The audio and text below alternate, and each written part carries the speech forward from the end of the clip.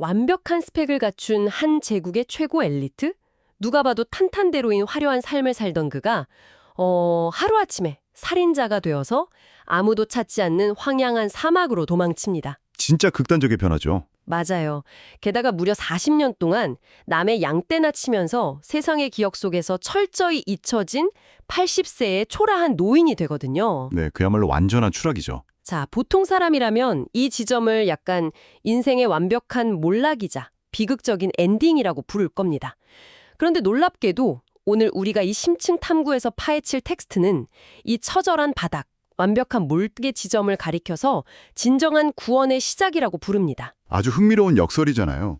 이 텍스트를 단순히 수천 년 전 고대 중동의 종교적 영웅담으로만 읽는다면 절반도 이해하지 못한 거라고 봅니다. 아, 절반도요? 네, 현대사회를 살아가는 청취자 여러분, 바로 우리가 일상에서 겪는 끔찍한 절망이나 막 산산조각 나는 자존심, 그리고 타인을 진정으로 이해하고 이끌기 위해 반드시 통과해야만 하는 그 내면의 해체 작업을 소름 돋도록 완벽하게 묘사하고 있는 문헌이거든요. 와, 내면의 해체 작업. 표현이 정말 확 와닿네요. 한마디로 가장 처절한 바닥에서 완성되는 리더십의 심리학이자 해부학이라고 할 수 있습니다. 그렇군요.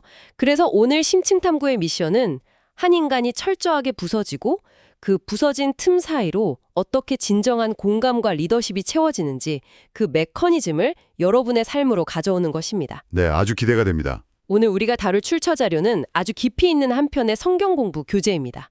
공식적으로 텍스트를 소개해드리죠. 현해춘 목사님의 평신도 사역자를 위한 성경 연구 출애굽기 편입니다. 오늘은 제4과 구원의 체험에 대해 함께 나누겠습니다. 이 교재가 다루는 모세라는 인물의 생애는 그 자체로 거대한 인간개조 프로젝트와 같습니다. 인간개조 프로젝트요? 네, 그 변화의 방향성을 가장 응축해서 보여주는 대목부터 확인하고 들어가는 게 좋겠네요. 오늘의 암송선구입니다. 하나님이 이르시되 이리로 가까이 오지 말라. 네가 선 곳은 거룩한 땅이니 네 발에서 신을 벗으라. 또 이르시되 나는 네 조상의 하나님이니 아브라함의 하나님, 이삭의 하나님, 야곱의 하나님이니라. 출애굽기 3장 5절에서 6절 말씀입니다. 방금 읽어주신 그 구절, 특히 네 발에서 신을 벗으라는 그 명령이 바로 오늘 우리가 탐구할 구원과 변화라는 거대한 드라마의 정점이자 클라이맥스입니다. 신을 벗으라. 이 부분이 핵심이군요. 그렇죠. 자신의 모든 과거, 자존심, 혈기를 상징하는 신발을 벗어던지는 그 행위가 어떻게 가능해졌는지 그 기나긴 과정이 오늘 대화의 핵심이 될 겁니다. 자, 이 부분을 한번 파헤쳐보죠. 교재의 서론을 보면 아주 명확한 논지가 하나 등장하거든요. 어떤 논지죠? 하나님이 이스라엘 민족을 부르신 건 인류 전체를 위한 봉사자로 세우기 위함이었고 모세라는 한 개인을 부르신 건 바로 그 이스라엘을 위해 봉사하게 하기 위해서였다는 겁니다. 그러니까 일종의 봉사의 연쇄작용인 셈이죠. 누군가를 돕기 위해 또 다른 누군가를 준비시키는 그 과정 말입니다. 여기서 매력적인 부분은 바로 그 철학적 전제입니다. 교재는 자신이 건져진 체험 없이는 타인을 건지는 구원의 사람이 될 수 없다고 단언하거든요. 아, 내가 먼저 건져져 봐야 남을 건질 수 있다. 아주 날카로운 통찰이죠. 우리가 누군가를 진정으로 돕거나 리더하기 위해서는 그 얄팍한 이론이나 지식만으로는 불가능하다는 겁니다. 리더십의 본질이 결국 깊은 공감에서 나오기 때문이죠. 흔히들 그런 말 하잖아요. 내가 물에 빠져서 허우적대 본 사람만이 물에 빠진 사람의 공포를 안다고요. 맞아요. 바로 그겁니다. 근데 이 교재의 뉘앙스는 그걸 한 차원 더 넘어선 것 같아요. 단순히 공포를 아는 걸 넘어서 턱 밑까지 물이 차오른 그 숨막히는 절망 속에서 누군가의 손에 이끌려 살아나 본 뼈저린 감각. 그 압도적인 은혜의 감각이 있어야만 비로소 자기 목숨을 걸고 타인의 물속으로 뛰어들 수 있다는 뜻 아닐까요? 정확한 지적입니다.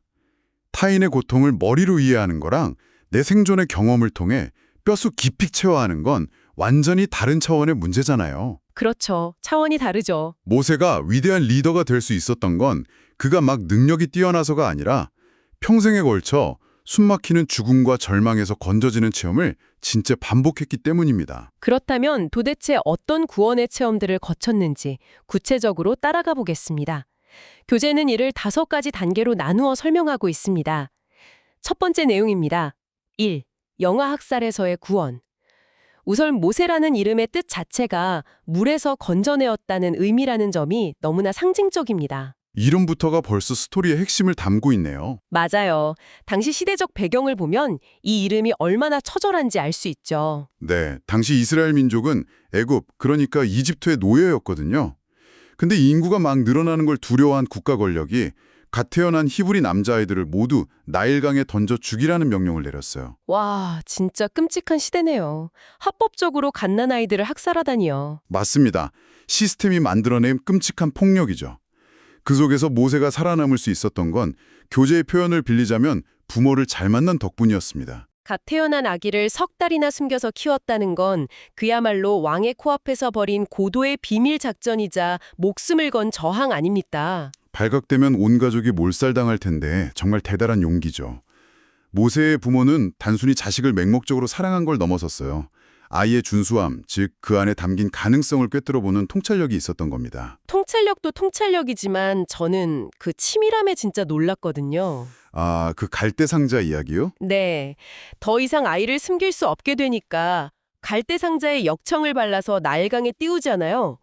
근데 그냥 운명에 맡기고 던진 게 아니라 애굽의 공주가 목욕하러 나오는 정확한 코스와 시간에 맞춰서 상자를 띄운 거더라고요. 완전 치밀한 계획이었던 거죠? 그 덕분에 정말 믿을 수 없는 일련의 사건들이 벌어지잖아요. 맞아요. 상자를 발견한 공주가 아기를 불쌍히 여겨서 키우기로 하고 유모를 구하는데 세상에 그게 하필 주변에서 지켜보던 모세의 친어머니가 되잖아요. 이게 진짜 기가 막힌 타이밍이죠. 자기 배 아파 낳은 자식을 자기 품에서 기르면서 심지어 적국의 공주에게 월급까지 받는 상황이라니 진짜 역설적이고 놀라운 섭리 같습니다. 이 대목에서 작동하는 섭리가 참 오묘해요. 이 시기에 어머니는 모세에게 애굽 궁정의 출세나 권력의 달콤함이 아니라 히브리인으로서의 정체성, 신앙, 그리고 희생의 길을 깊이 각인시켰습니다. 아, 히브리서 11장에 나오는 그 내용이군요. 네, 맞습니다. 잠시 죄의 낙을 누리는 것보다 하나님의 백성과 함께 고난받는 것을 더 좋아하게 된 그 정신적 뼈대가 바로 이때 어머니의 품에서 형성된 것입니다. 부모의 통찰력과 용기가 결국 한 민족의 운명을 건져낸 거네요. 하지만 훌륭한 부모를 만났다고 해서 모든 위험이 끝난 건 아니었죠. 시대의 거대한 폭력 시스템 앞에서는 여전히 언제든 악어밥이 될 수 있는 연약한 핏덩이에 불과했으니까요. 네, 그래서 다음 기적이 필요했던 겁니다. 두 번째 내용입니다. 2. 나일강에서의 구원. 부모 손을 떠나 갈대 상자에 담겨 나일강에 떠있던 아이. 근데 이 대목에서 정말 흥미로운 건요. 왜 하필 유대인을 멸시하던 애굽의 공주가 이 아이를 살렸을까요? 이걸 더 큰 그림과 연결해보면 이 텍스트가 현대사회에 던지는 묵직한 메시지가 확 드러납니다. 교재는 바로 공주가 투철한 생명 외경 사상과 인권 존중 사상을 가진 여인이었다고 분석하거든요. 생명 외경 사상이요? 그 살아있는 모든 생명을 두려워하고 존중하는 그 마음 말이죠. 맞습니다. 당시 애굽 사회에서 히브리인은 짐승만도 못한 노예였어요. 상자 안에 아이를 봤을 때 보나마나 유대인 노예 새끼다 이러고 그냥 엎어버리거나 모른 척하는 게 그 시대의 상식이자 당연한 흐름이었습니다. 그런데 텍스트를 보면 공주는 상자를 열고 우는 아기를 보며 불쌍히 여겼다고 되어 있죠. 바로 그 지점입니다. 국가 시스템과 민족주의가 주입한 거대한 혐오보다 당장 눈앞에서 버려져 울고 있는 연약한 생명에 대한 공감이 훨씬 더 강력하게 작동한 거예요. 와, 혐오를 뛰어넘는 공감이네요? 그렇죠. 동족이 아님에도 불구하고 우는 아기를 불쌍히 여긴 공주의 그 인간애가 어떻게 시대의 혐오를 훌쩍 뛰어넘어 모세를 구했는지 보여주는 겁니다. 이걸 지금 우리가 사는 사회와 연결해보세요. 아, 요즘 우리 사회요. 네, 나와 다르다는 이유로, 다른 진영에 속했다는 이유로 얼마나 서로 쉽게 악마화하고 혐오하나요? 이 공주의 행동은 진정한 인권 존중과 공감이 어떻게 폭력을 무너뜨리는지 보여주는 완벽한 예시죠. 혐오를 압도하는 생명에 대한 공감, 정말 마음에 깊이 남네요. 자, 그렇게 기적적으로 육세적 생명을 구원받고 애국 궁정의 화려한 왕자로 자라난 모세. 하지만 생명은 건졌어도 내면까지 완성된 건 아니었죠. 오히려 혈기와 자만심이라는 시한폭탄이 자라고 했었고 결국 대형 사고를 치게 됩니다. 네, 아주 치명적인 사고였죠. 세 번째 내용입니다. 3. 체포령에서의 구원. 어느덧 장성한 모세는 민족주의자가 되어서 자기 동포를 괴롭히는 애굽인을 분노에 못 이겨 때려 죽이고 맙니다. 살인자가 된 거죠. 결국 왕의 체포령을 피해 미디안 광야로 도망칩니다. 그래서 이게 다 무슨 의미일까요? 왕자에서 하루아침에 도망자로 전락한 게 어떻게 구원일 수 있나요? 그곳에서 모세가 미디안의 경건한 제사장 이드로를 만나게 되는 게 아주 중요한 포인트입니다. 아니 근데 잠깐만요. 저는 이 대목에서 강한 의문이 들거든요. 제국의 최고급 엘리트 교육을 다 받은 사람이 하루아침에 사막으로 도망쳐서 무려 40년 동안 남의 양똥이나 치웠다는 건데 솔직히 이건 리더십 훈련이 아니라 커리어의 완벽한 단절이자 낭비 아닌가요? 그렇게 보일 수 있죠. 비유하자면 평생 남 위에 군림하던 대기업 회장이 하루아침에 망해서 40년 동안 패스트푸드점 주방에서 햄버거 패티만 굽고 있는 격이잖아요. 이걸 어떻게 구원이라고 보죠? 아주 예리한 반론이네요. 겉보기에는 진짜 완벽한 몰락이고 경력 단절이 맞습니다. 하지만 심리적, 영적 차원에서 보면 이 40년의 공백이야말로 진짜 자아의 구원이 시작되는 핵심 용광로입니다. 용광로요. 어떤 의미에서요? 살인을 저지르기 전 모세의 내면을 한번 들여다볼게요. 그는 영웅심, 허영, 혈기, 막 이런 완력으로 뭉쳐진 사람이었어요. 내가 가진 이 권력과 내 힘으로 내 불쌍한 민족을 구원하겠다. 이런 지독한 오만함이 있었죠. 아, 자기 힘을 너무 믿었던 거군요. 네, 만약 그런 오만한 상태로 리더가 됐다면 아마 또 다른 형태의 독재자가 돼서 사람들을 폭력으로 이끌었을 겁니다. 그렇다면 그 사막 한가운데서 그 패스트푸드점 주방 같은 곳에서 모세는 대체 뭘 배운 걸까요? 교재는 이를 자기를 부수는 공부라고 표현합니다. 자기를 부수는 공부요. 모세를 거두어준 제사장 이드로는 자기 7달들을 모두 노동자로 키우는 소박한 인물이었습니다. 남을 누르고 명령만 하던 엘리트 모세가 거기 묻혀서 짐승똥 치우고 땀 흘리며 노동의 신성함을 배운 거죠. 남을 때려 죽이던 주먹이 봉사자의 손으로 바뀐 거네요. 정확합니다. 영웅심을 버리고 타인을 위한 봉사자로 변모하는 훈련장이었던 셈이죠. 체포령이라는 위기가 역설적으로 자아를 박살내고 진짜 리더로 빚어내는 과정이었군요. 맞습니다. 하지만 그 과정은 절대 낭만적이지 않았어요. 뼈를 깎는 우울감이 동반됐죠. 네 번째 내용입니다. 4. 인생의 시래에서 구원. 모세의 120년 생애는 크게 3분기로 나뉘잖아요. 궁중에서 40년, 광야 40년, 영도자 40년. 이 미디안 광야 40년 끝자락에 그는 80세 노인이 됩니다. 이때 묘사된 그의 내면적 절망이 진짜 처절하더라고요. 아들 이름도 게르솜이라고 짓잖아요. 네, 내가 타국에서 객이 되었다는 뜻이죠. 네, 평생 겉도는 이방인이라는 그 짙은 외로움. 스스로를 늙어빠진 염소 새끼만도 못하다고 여기는 그 뼈저린 절망감이 생생하게 느껴집니다.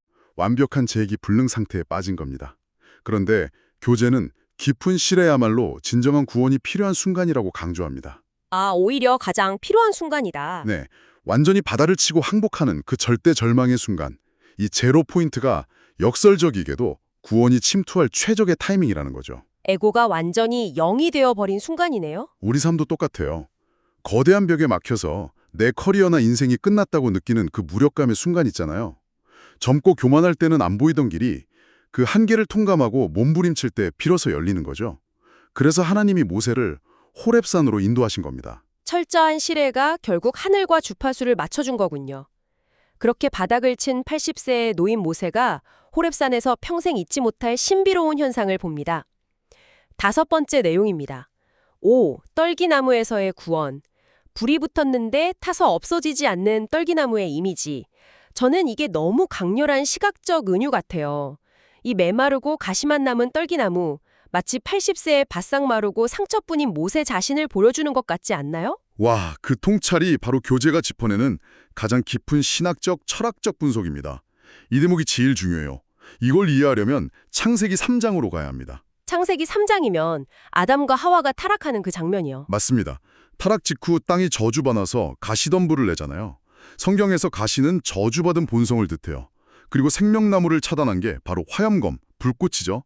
아, 인간을 차단했던 불꽃. 네, 원래 물리법칙대로라면 거룩한 불꽃이 저주받은 가시떨기에 닿는 순간 흔적도 없이 죄가 되어야 정상이죠. 당연하죠. 다 타버려야죠. 그런데 출애굽기 3장에서는 이 둘이 하나가 됩니다.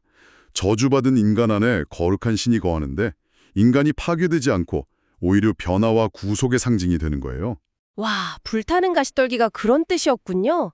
교재에서 마가복음 12장에 나오는 사두개인과의 부활 논쟁을 인용해서 산자의 하나님을 설명한 것도 딱 이거네요. 맞습니다. 부활의 하나님이죠. 80세의 죽은 나무 같던 모세 안에 결코 꺼지지 않는 거룩한 불꽃이 임한 겁니다. 불은 나무에서 나는 게 아니라 신으로부터 공급되니까요.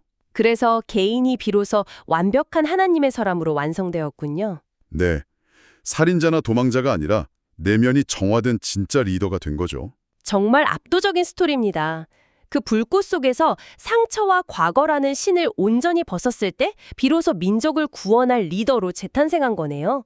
자, 이제 이 깊은 여정을 갈무리할 시간입니다. 이번 강의 결론입니다. 오늘 우리는 5가지 구원을 회고했습니다. 영화 학살에서의 구원, 시대의 혐오를 뛰어넘은 나일강에서의 구원, 교만을 박살낸 체포령에서의 구원, 에고가 무너진 시레에서의 구원, 그리고 마침내 거룩한 불꽃을 푸는 떨기나무에서의 구원까지. 교재의 결론은 명확합니다. 모세는 물에서 건져내어졌다는 이름처럼 거듭거듭 건짐을 받아 이스라엘의 구원 역사에 쓰임받았다는 거죠.